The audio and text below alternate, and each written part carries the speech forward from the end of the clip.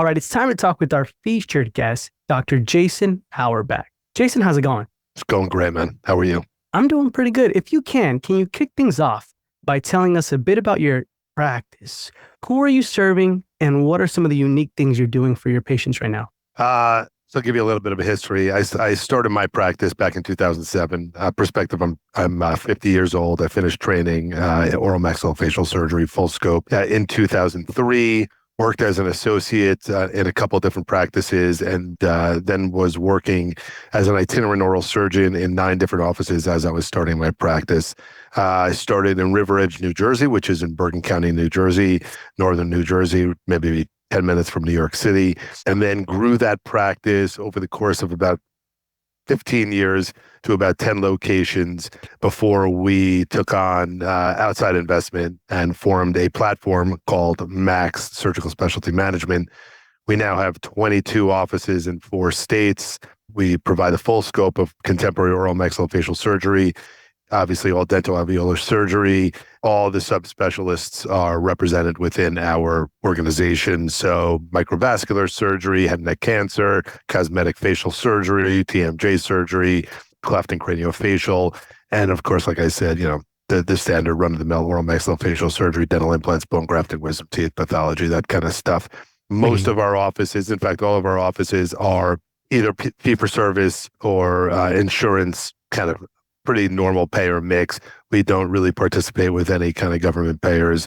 We do a very, very, very good job of focusing on what I coined back in 2007, the optimal patient experience, which has certainly evolved over the course of the years and continues to evolve. And I think we're kind of at the forefront of optimizing that patient experience, understanding that as consumers, as patients become more sophisticated, more educated, they demand a higher level of care, and oftentimes we meet the need before they even know they have the need. So that's what we do.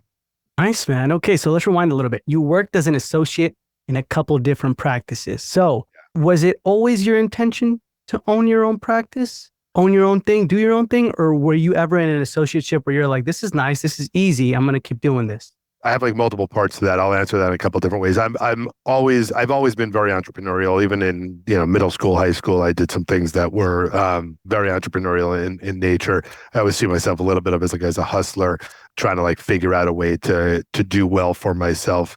So although I found myself in an associateship that I was totally convinced I was going to become partner in, I have this inclination for entrepreneurialism, and because I was very happy and very content and very comfortable in that associateship, I was convinced in my mind that was the right thing for me. My associate kind of trajectory is not dissimilar from most. I don't like to talk negatively about it, because the fact of the matter is that if it didn't end the way that it did, I never would have what I have today. So I'm very, very thankful for the way things went. But I can say that in retrospect, because when I was going through it, it was not the most comfortable thing for me. I was an associate. The practice was growing as I was an associate. I was building up my own following, and things were great. And I was promised partnership, and it just didn't work out the way that it was anticipated. And because of that, I was in a position where I had to kind of make a decision: do I leave and start my own thing, or do I continue along this path that was not exactly as planned? So in 2007 February, I left that practice. My second daughter was born. I moved out to New Jersey from Manhattan, and I was homeless and, like I said, working in 9 different offices, and eventually started Riverside Oral Surgery. Okay. That specific associateship, what were some things, I guess, that they were doing where you're like, this is my home, I'm going to be here forever? And have you still, I guess, utilized that, or have you taken some of their systems, or hybrid in a form and utilize it in your practice? The DNA of that practice. So the guy whose practice that was, he had bought the practice from an existing practice, but he turned it into a very special place. I learned a ton in terms of referral management, in terms of the patient experience, in terms of systems, not so much back office systems. That really wasn't his strength. And frankly, that's not my strength either. I've hired people around me to do that very, very well. But as a specialist, we are, highly dependent on the referring doctors, the doctors that entrust their patients' care to us. And his understanding of how important that was. Open honesty, transparency, communication, availability, affability, all of the things that are so important in normal day-to-day relationships are so important as they relate to those referral relationships. And I think while they come naturally for me and for a lot of people, of course, you work on them. He and his ideas opened my eyes to a lot of things. And that's partly why I don't like to talk negatively about it, but I learned a ton. And so much of that practice's DNA is actually running through my offices today. Nice. So referral management, you brought that up. Break that system down for me. How do you guys utilize that? A lot of, I think, what people look for, and I say this totally respectfully, a lot of what people look for is like a playbook on something. And I think you see that a lot in probably in your audience, in the younger generation, looking for, existing protocols that they could incorporate and make their own or whatever. But I think that really the best way of developing a referral management system, forget the actual logistics of it and all of that. It needs to be systematized if it's going to be scaled and if it's going to be something that's very, very special. But at the very, very basis of it is you have to, first of all, understand what you do well, who you are, what draws people to you or what detracts from your reputation or whatever it is. And you have to lean into the things that you're strong at and you do well with. You have to accept the fact that I love the fact that certain people are going to be attracted to the things that you offer. And you have to accept the fact that not everybody is. And so, the people that are supposed to be around you are going to be around you. But the only way that that happens in a sustainable way is for you to actually be who you are, right? So a lot of people are worried about this and how do I come off and all this kind of stuff. Anyone who knows anything about me, who watches me either on social or in my life or in the office, whatever, this is very, very much me. It's good for some people. Some people love it. And some people it's too much. Maybe I'm like a little too in your face or whatever it is. And so it took me a while in my career to accept the fact that not everyone loved me. It is kind of the way it is. The way that I deal with referring doctors is I'm very communicative. I pick up the phone after I see a patient and I let them know, even if I'm just telling them all went well, or I appreciate you sending him over, or I know we wanted to do it this way, but I think this is the better way to go, or whatever. Just open lines of communication constantly are just what makes people feel comfortable. I always liken it to like, as a very simplistic metaphor, if you're on an airplane and there's turbulence, but the captain doesn't say anything, you have no freaking clue how long the bumpiness is going to be there or how severe or if it was anticipated or not. But if someone just comes on and says like, going to be 10 minutes of bumps. It's going to be okay. We're going to be fine. I'm hearing that it's clear up there. You feel comfortable. You're relaxed. You accept the fact that it's going to be bumpy for a certain amount of time and you move on. So I always say, like, if you just communicate, even within your organization, certainly to the referrers, that's like, that's number one. And actually all my, younger partners, that's kind of the first thing I say. If you pick up the phone after every single time you see a patient of a new referrer or an existing doctor, you're going to build a relationship much quicker than your competitor is going to. And ultimately, those relationships have to be real in order for them to be sustainable. Send you a patient because you send them donuts and that's BS. That doesn't do anything. They send you a patient because they know they're going to get their patient back. They're going to be treated well. They're going to be have positive outcomes, that they're going to be treated the way that they would want their patients treated, and that they could pick up the phone and be like, dude, I need you to hook me up. And you're like, okay, send them over. And that's that. So I think it's just about being a human being. And that's the way I look at things. Yeah. Transparent. Like you said, like you mentioned, something you also mentioned, and kind of thinking about it, so new in the game, especially let's think about a practice or a associate, or maybe just a dentist who just graduated and owns an acquisition or is in a partnership or something like that. They're new in the game. How do you know you're good at something or you're forcing your way to be good at something? It's an interesting question. I think you truly don't know how you compare against other people. Maybe in this day and age, you do have a better sense because you're seeing other people's results and you're seeing other people's work. I mean, to some degree, it's curated, so you never really see the truth. I don't know that you necessarily know that you're good at something immediately. I think for me, I believed that I was very, very good at exodoncia when I came out of training. You have good hand skills, and how'd you do on your perceptual ability test as you're going into, take your DATs or whatever. All of those things speak to how you're going to be able to perform dentistry. And so I think like you can know that, but I think if you have a passion for something and a real desire to learn and you're doing well doing it and it's happening and you're getting better incrementally, then you should continue to pursue it. I mean, I'm firmly believing that you should push your limits.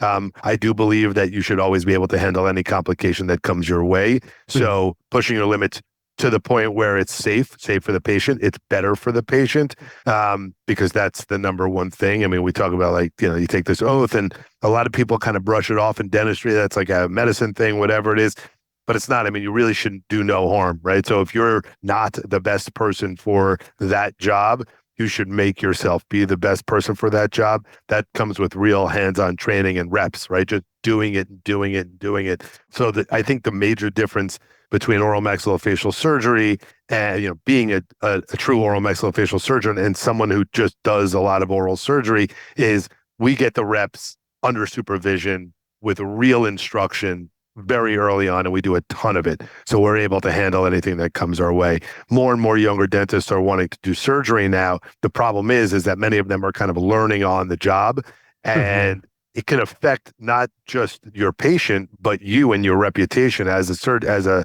surgically minded dentist. So I'm not really answering your question the way that I think that you're asking it, but I will say it's hard to know when you're good at something, except to say in your gut, you know what you should be doing and you should push it, but you should always do what's right. I mean, literally, it's my mantra, always do the right thing every single time. And in the end, it will all work out for you.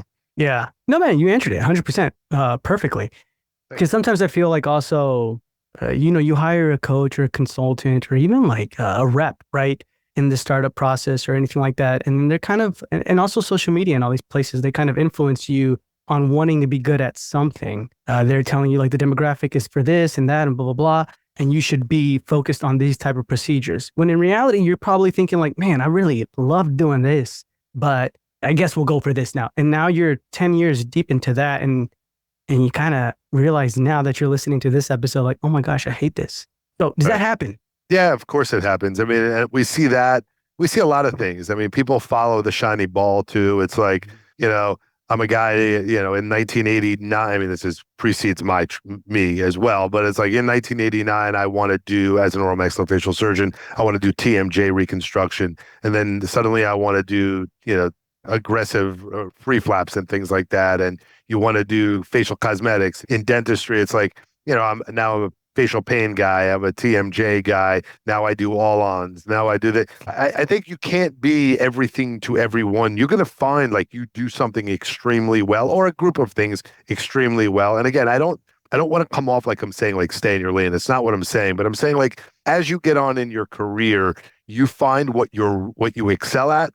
Hopefully what you excel at matches what you love doing, because in the end, I mean, we talk about like, basically your passion and your aptitude meeting, and then you're never working at all. And a lot of people speak in these kind of like, large scale concepts, but I think that's real. Like I love dentoalveolar surgery. I do it very well. I could work theoretically for free. Like I love doing it every single day.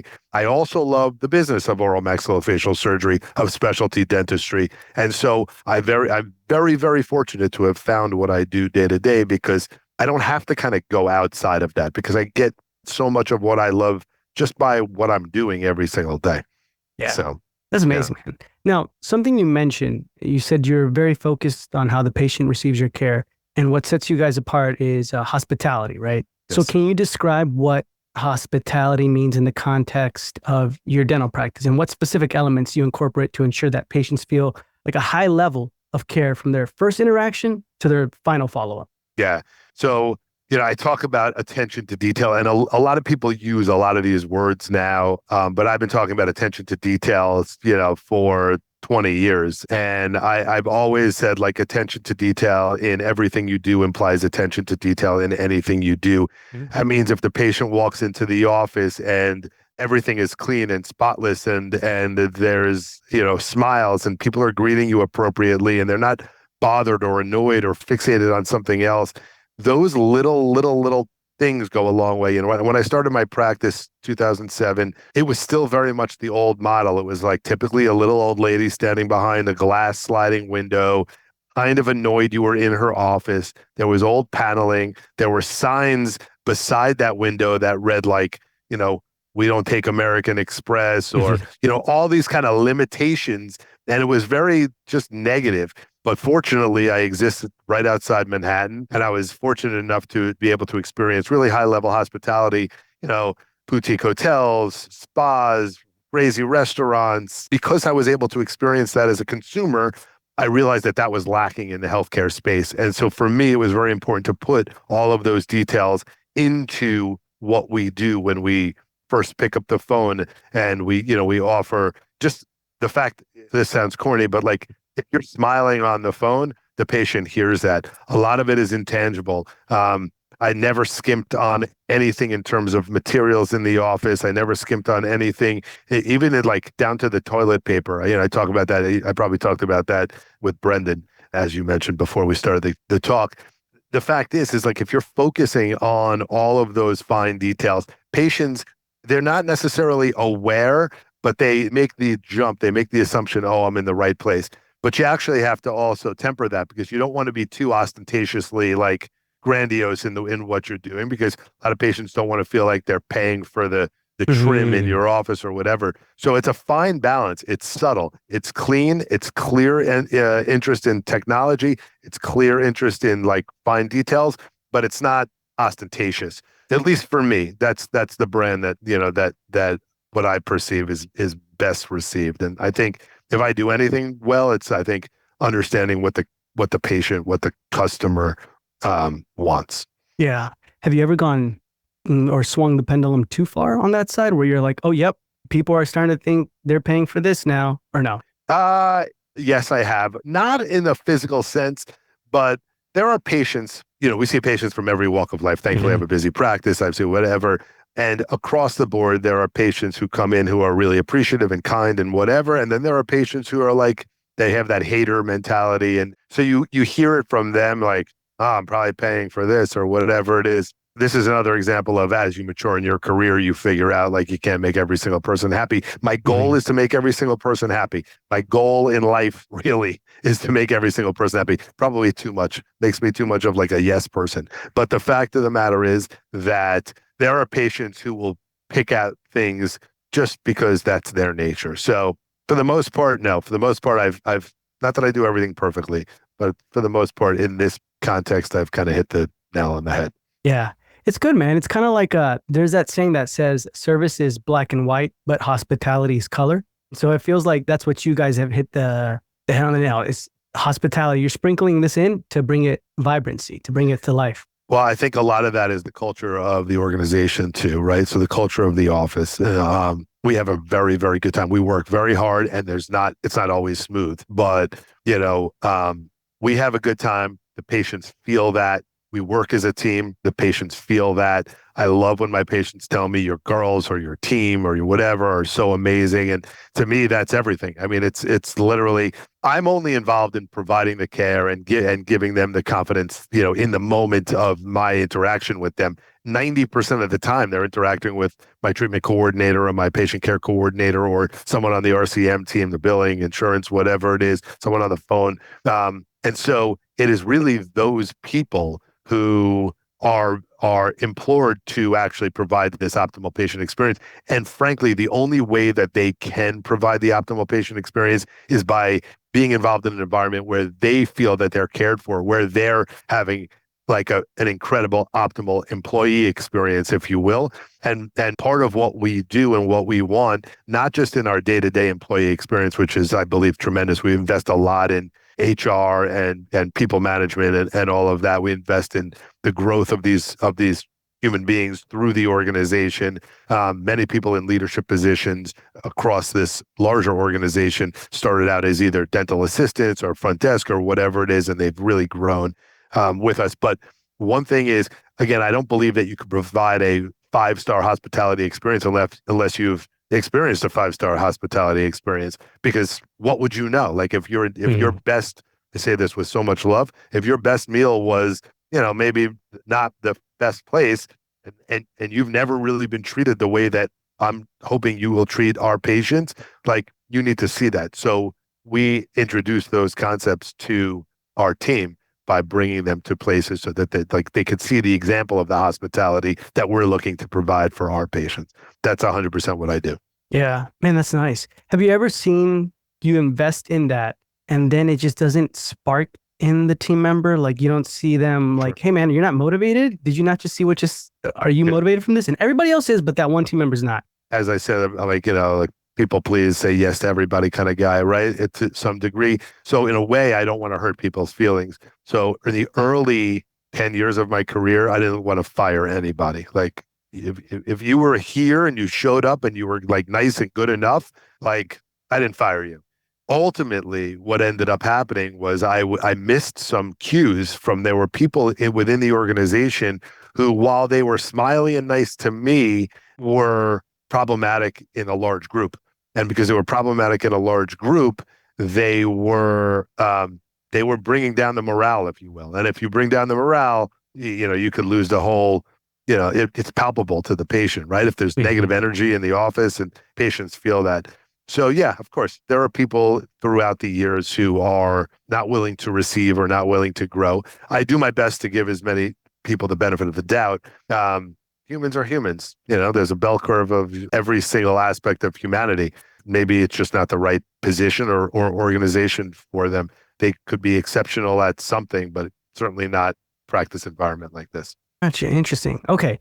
So then you went from this practice in New Jersey, which you decided to stay in New Jersey. Why? Like New Jersey? Yeah, I was just wondering why like compared to like any other location. I'll give you so I grew up on Long Island. So Mhm. Long Island, like outside of New York City the other way. And I went to Syracuse undergrad. I met my wife in Syracuse. And then I ended up back in the city at NYU for dental school. And we were in the city. Then I trained at Kings County Downstate Medical Center for oral maxillofacial surgery. And, a lot happened in New York City around that time. And, we had a second daughter, as I said, in February of 2007, and we got out of the city. My wife is from New Jersey, from Bergen County. So that's where I started looking for jobs and found what I thought was an exceptional position, which turned out not to be. And then I was here. And that's the whole story. New Jersey has been exceptional to me. I still make fun of it as a state, but it has been exceptional to me. I have two daughters who are Jersey girls. My wife is a Jersey girl. It's a good place. It gets a little bit of a bad rap, but it's a very, very good place. Very family oriented, good people, access to the center of the world, the best city in the world. Again, 10 minutes from here. So it's been a good place. We built Riverside Oral Surgery by acquiring practices on the periphery of our zone of influence, and then growing from there, from this epicenter. And so for us, Jersey was home. But now we're in New York, Pennsylvania, Vermont, not Riverside, Max. And so we're continuing to grow.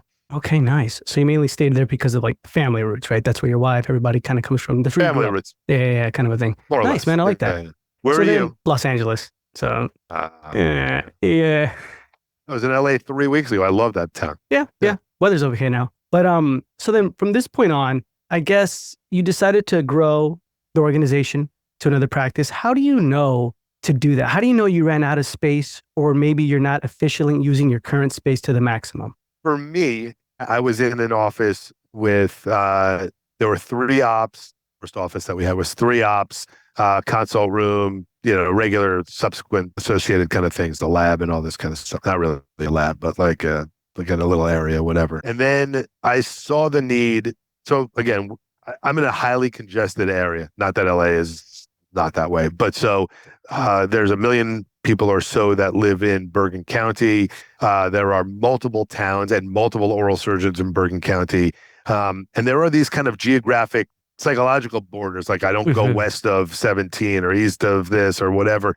And so what I would find is I was getting referring doctors from certain portions of the county that would trickle in, but would not be major referral sources for me. And because of that, I actually said to myself, let me find like an older surgeon in this area who's got a good reputation surgically and just as a human being. Maybe the office is antiquated. Maybe they don't have so much technology. Maybe their offerings in terms of service are less. And then partner with that person. So I'd acquire that practice. I'd bring in a young associate. I'd put in new technology. I'd redesign the office. I'd help hold an open house. We'd market the practice, market the new things that were being done there, and we would grow that office. And then we did that in subsequent offices. I think that ultimately it's hard to say. I mean, if you're like booked out for however long, you need more space, you need more, you want more. But for me, I wanted to grow. I was very focused on building a brand, Riverside, and because I was focused on building the brand, it wasn't something that I could have done to this extent out of one location. I mean, I could have continued to grow it to some degree, but I needed to spread myself through the county to become, a county-wide force, and then well beyond my county in order to become a statewide force. And then we became, the official oral surgeons of the New Jersey Devils, which helped. And that was kind of a fun little thing that we still do. And it kind of allowed our reputation to grow through the state. And now we are what we are. Yeah. Yeah. I saw that, man. The New Jersey Devils. That's pretty amazing. Like, so was that, how did you go about even closing that deal or getting that? So there is a team dentist for the Devils. That dentist was, he was like the team dentist, an older gentleman. He's since retired. He was the team dentist for the Giants, the Devils, the Nets when they were in town, and the Red Bulls. And we developed just a professional relationship. And so he would send me athletes in all the sports, and I was seeing a lot of the athletes, and then I started to see personnel and coaches and management and ownership or whatever it would be. And because of that, it became something I was very appreciative of it, especially at a young point in my career. So I presented to the team. I said, this is great, and I'm honored, and I will continue to do whatever, but I'd love to be able to talk about that I do this, that this is like that I am this or I am that. And so as such, we went into an agreement with them that we'd become the official oral surgeons. We do a ton of hospitality in their space. We have 4 tickets to every single event that's in the Prudential Center, whether it's the hockey related or Seton Hall basketball or concerts or whatever it is. And so we're there all the time, and we're like a fixture in that building, and we're the official oral surgeons of the Devils, which has been great for us. Nice, man. So it's just being yourself and talking to them, pretty much, right? Is everything in life. You're a great dude, right? You're kind and calm and obviously smart and industrious, and you're doing this. Like, people are gonna like you. That's a fact. So I don't have to give you advice. I'm just saying, like, if you be you all the time, most people are gonna take to that. Those who don't, whatever. There are more people. Like, it's okay. Interesting, man. Awesome. So let's transition a little bit to BTG, Bloody Tooth Guy, man. That has grown. I believe it's at 190,000, right now, followers. It is, yes, on Instagram. Yep. Do you have a Insta, TikTok too and all that stuff, or no? I mean, I do, but no, I don't have a TikTok. I'm not that I don't have a TikTok. I just don't have a TikTok. I don't post on it. I mean, the thing is so I'm like, I guess from to your age, I'm like a boomer, right? So not that I am an actual boomer, because that's a misnomer. I'm what am I? Generation X, I think, or something like that. Gen X. Am I Gen X? Millennium? I don't know. I'm 50. So my parents are boomers, so actual baby boomers. So in 2015, I was sitting in this office. I had 2 daughters. It was my second daughter's birthday. And we were talking about, like, starting an Instagram page for me. I mean, I had already had like a personal Instagram page, but I was like, let's do something that's a little interesting. Most people have heard this story. And so, Dr. Pimple Popper was on Instagram. She was interesting, and she was really doing things that I thought were different at the time. And so I was like, maybe people interested in seeing people pop pimples, maybe they're interested in seeing bloody teeth. So I just started posting pictures of bloody teeth. And then as Instagram evolved, so too did my account. And at that time, they were like hungry for content, and they were pushing my content. And I've never paid for a follower. I've never done any deals with anybody to get more followers or anything like that, which is a common thing, unfortunately, or it is the way of the world. But I didn't do that, and I grew organically. And then as video became things, my account changed, and I realized who was following with me, and I started kind of putting content that was appropriate for that. And that's how it happened. Like it just grew like really randomly. I was totally anonymous for the first 4 or 5 years. And that was interesting because I grew to like 110,000 or something like that, totally anonymously. And then I came out at DIA, I don't know, 4 years ago, and people wanted to take selfies with me and stuff like that. And at that point, I said, okay, this is maybe something. And so, I have like endorsement deals, and the merch is nothing, but like I sell merch. I have agreements with people, in the industry, and it's been fun. It's been really, Yeah. really fun. Nice, man. Yeah. So then how has that impacted the way you attract new patients? Maybe could you describe particularly a successful campaign or tactic? I don't want to like break bubbles, but so Bloody Tooth Guy now does in that I'll reach out to other influencers and basically treat them, and there'll be like co-branding and stuff like that. But Bloody Tooth Guy as an account is aimed at young surgically minded dentists from across the world, and some people who just like to see bloody teeth, but mostly surgically minded younger dentists who are interested in like marketing and that kind of stuff. My patients, though they follow me now, many of them are not interested in seeing bloody teeth. They don't want to see procedures. In fact, they prefer not to see procedures. So my Riverside oral surgery or my Max or whatever, those are designed to kind of attract patients. And so it's really kind of like anything else. It's like get to know the people. If you look at any Instagram account from any dental office and they're putting up, canned graphics on special holidays and bullshit holidays, those are not engaged with accounts. They do not grow. The only accounts that grow are people who are showing who they are as people, like lifestyle type of stuff, like Michael Appa, or people who do some gorgeous, gorgeous dentistry who are looking for like before and after pictures and things like that, or Connolly who's treating, Kanye or whatever it is. Those kinds of things will like yield patients. For me, it's not about yielding patients. It's really about kind of showing the cool stuff that we do, educating younger dentists on techniques and technologies. It's about like engaging other surgeons and other dentists and attracting younger surgeons, to my practice, to my business. So there's all that goes into it. It's a very different mindset than a dentist who's looking to build an Instagram following to build a practice. That's more along the lines of like I said, like a guy like Kevin Sands. I didn't say him, but like a guy like Kevin Sands out near you, right?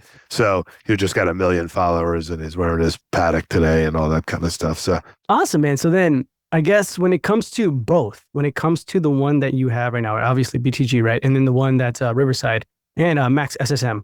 Yeah. How do you balance professional content with personal branding?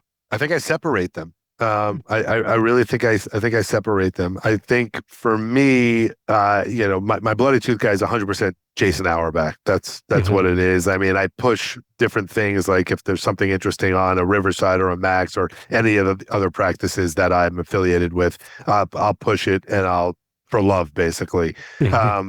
But the Riverside Oral Surgery Instagram account is designed to showcase what we do and who we are. So if you look at the posts that are generally there, maybe there's some of me, but it's not a lot of me anymore, as most of my other surgeons that work with me, because it's more important that everybody gets out there and does. And so I guess to some degree, we're trying to build audiences for other surgeons because I'm at the point in my career, thankfully, where it's not that I don't want more patients. I want more patients, but I don't necessarily need to get the patients through my Instagram. Whereas maybe some of the younger guys need to develop reputation so that they can pull patients or at least support them, their relationships that way. Gotcha. So then right now, if you don't mind me asking, Riverside, how many new patients are you getting a month? All across Riverside? Or just one practice, just one, like the one you're in right now. The one I'm in right now, new patients. Let's actually look at it. I could actually give you this information. New patients in May, 200 new patients this month. Wow. And and it's all from referrals. All from referrals. 100% referral. Well, 90x% referrals. Yeah. I'm very fortunate. I've been in the area a long time. Again, so like this is kind of like the big picture. A Mhm. lot of the young dentists out there see people like me and people who are doing it for 20 years, or younger guys who totally curate what they're like putting out there, and they want it. They want it now, and they want to figure out how to do it now. And I will tell you, it's incremental. It happens over time. And to kind of go back to what you were asked about before, like, how do you know you're good? Like, when I was 32 years old and I was practicing for a few years, I thought I was the best exodontist in the world. Looking back at what I was at that time, yes, I was proficient and I was good. But this guy now at 50 is a whole different level. It's not even in the same realm. And I say that with so much love to the younger guys. But like, I promise you, if you're not better in 20 years than you are now, you've done something completely horrible and wrong. Right. So thank God my eyes work, my hands work, my brain works. Like, thank God I've kept up with technology and I have the wherewithal to like not have to do the things that I don't want to do to make a buck, because that would be a horrible existence at this point in my career. But you get better over time, and it takes time. And just be patient. Like I said, like a little like Gary Vee right now. And just be macro patient with it, because really it takes time. And there's so much opportunity over such the long haul that ultimately just be kind to yourself, be patient with yourself, and know that it will come for sure. That's nice, Jason. Because we're starting to live, man, in a world where we're starting to build things that require more instant gratification, Mm-hmm. right? When it comes to technology, when it comes to even like just scrolling through social media or anything like that. So it's curating us to want things now. And by the way, no one lit. I mean, they're not no one. Of course, there are these ultimately crazy exceptions. Most people who are uber successful or even like moderately successful worked their ass off to get there. They spent hours behind the scenes doing shit that, like, like you can't even consider. You look at a guy like Elon Musk, right? Like sleeping on a futon in a Mm. garage. That's not fake shit. That's real, right? Jeff Bezos. Like, these guys, like, they run the world from a financial perspective, like whatever. They didn't start out that way. They're these like evil guys now. That they're not evil. They're just, I mean, these are just dudes who had the balls to actually do something and work really, really hard. Obviously, they're geniuses, but they really like put the time in. They're older now. Now things happen more rapidly as technology offers more rapid change and all of that. And again, you look at some of these guys like, with AI and all that kind of stuff. But most guys who are like uber successful are guys who paid their dues. So that's really the way it is. So then for you, thinking about the moment you decided to leave your associateship, right? And now you're starting your own place. To today, what have been some of the biggest struggles or setbacks or failures that you feel really pivoted your life? So I talk about this a lot. Almost all of my real success has come off of like perceived failures, things that I thought I wanted that didn't work out the way I anticipated that they should work. But that yielded like another door opening and like me taking that other road. As an example, the associateship. So I'm an associate with this guy. I'm promised the world, and then it didn't come to fruition. So I looked at it. I had to look internally. Again, I was moving out to New Jersey. My second daughter was being born, and I had to figure it out. And I don't come from money. But I mean, my parents are fine, but I don't come from that. They couldn't help me. And so for me, I'm in a situation where it's like, well, what are you going to do? And so I went, and I found a bunch of jobs, and I was working, and I started my own practice, and I took a risk there. You go back a couple of years later, I found a practice that was available at like maybe 9 miles away, which is a far distance where I currently exist. And I took a risk and I bought the practice and I shut it down. I renovated it. I brought those guys here and I bought that practice for not a lot of money. That Mhm. practice will do next year or this year, 6 times what it did the year I bought it. And I've done that multiple times since then, same model. And so it's like just taking the risk and like actually like having confidence in yourself that although it's not necessarily as written, ultimately it's as it should be. Gotcha. Okay. And then looking ahead, what are some of the emerging trends or technologies you're excited about integrating into your practice? So from a practice, from a patient perspective, there's a lot of digital technology, digital dentistry. I work Mhm. with a company called 360 Dental. They do a lot of digital dentistry stuff and guided surgeries, surgical guides, and just really the kind of the whole gamut. And so more digital dentistry is being done in my offices. We do a lot. We have intraoral scanners and CBCTs in every office, and we do a lot of scanning for immediate temps and custom healing abutments for our implants. We're looking into potentially robotics for certain procedures. That's something that I'm not 100% sold on yet, but I think that there is a place for it in certain cases, in certain hands. Uh, 3D printing, possibly a digital lab, this kind of stuff. And then incorporating really different procedures on top of the technology, things that can be done like zygomatic implants and things like that that people are doing all over. But building out that side of the practice is kind of how I see. In terms of the business, there are a bunch of AI applications that we're already using and that I believe will be expanded upon as time goes on. Nice, man. Why aren't you completely sold on robotics? Because I think that the workflow is not necessary. I think that there's definitely a benefit in certain cases. So you have to understand, I come at it from a traditionalist standpoint. I look at everything I do from a creative standpoint, from an art, not necessarily an engineering perspective. And so because I see things that way and because I visualize things in a very different way, it's very important for me. If you like, I'm happy to show you, 1,000 of my cases, and not that they're within zero point 0.1 degree or whatever it is. You need to be, as a surgeon, as a true surgeon, you need to be able to think and use your brain and use your creative mind to do things. Robotics are helpful when you can't access that part of the body with your hands, but we're working in the mouth, which is very accessible to us. So unless there's an issue with root proximity or angulation or something like that, that makes it like absolutely essential that we don't miss by a 0.0001 of a millimeter, I don't think it's so necessary. Plus it slows it down. For me, I do a lot of implants. I started placing implants when we were using tissue level implants and solid abutments, which means my implants had to emerge the way that they should, because you're using a cemented crown, you couldn't correct the angulation. So I still use the principles that I used when I was placing implants that way when I'm placing implants now, where you can correct with angled screw channels and things like that. And so I don't have as much a need for it personally. That's why I do think certain people, certain younger surgeons in particular, certain less experienced surgeons probably would benefit tremendously from the robotics. So again, no problem with the robotics. I'm not sure 100% yet. Yeah, that's really interesting, Jason. I never really met many people who they know they're creative in the art form, but you know what I mean? You always want to refine yourself engineering wise and be like, can I be a little bit more? But here you're like, let's dive deeper into the creative. Yeah. And we don't need to worry about this so much.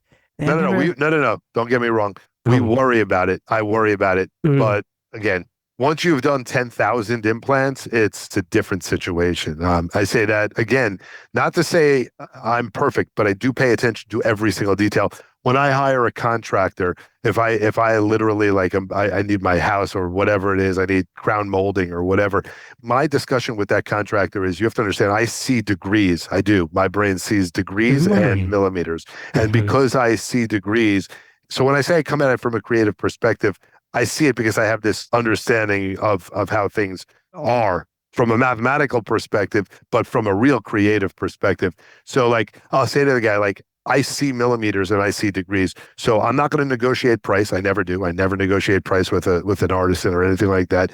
I'm going to pay you what you think you're worth, but you're going to understand that if your miter is off by 1 degree, I'm going to see that. That's going to bother me and you're going to hear about it. And so it's the same thing with my implants. My implants need to be perfect by my eye. I mean, I've been doing congenitally missing lateral incisors in the maxilla since before surgical guides were a thing, right? So I see it. I see the root convergence. I understand the maxilla, how it is, and I can see it.